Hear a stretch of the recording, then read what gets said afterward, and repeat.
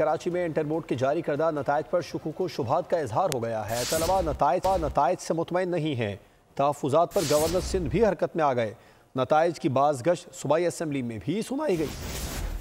पढ़ने वालों की नालायकी, पढ़ाने वालों की नाअहली या इंटर बोर्ड की शरारत, इम्तिहानी नताइज का नतीजा अच्छा न रहा। खास तौर पर तलबा बिल्कुल मुतमईन नहीं। प्री मेडिकल ग्रुप के इम्तिहानात में 30,528 उम्मीदवार शरीक हुए और 10,914 उम्मीदवार तमाम 6 पर्चों में कामयाब हुए। 20,000 के करीब तलबा फेल हुए।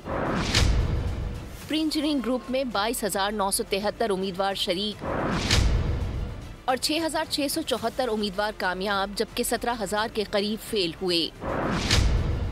जर्नल ग्रुप में 17,375 उम्मीदवार शरीक, 6,282 उम्मीदवार पास और 11,000 के करीब फेल हुए।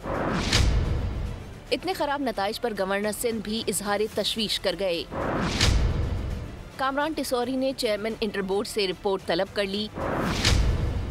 वाज़ेह किया कि कराची के तलबा से ज्यादती किसी सूरत बर्दाश्त नहीं। सब्सक्राइब करें और बेल दबाएं ताकि कोई खबर रह न जाए।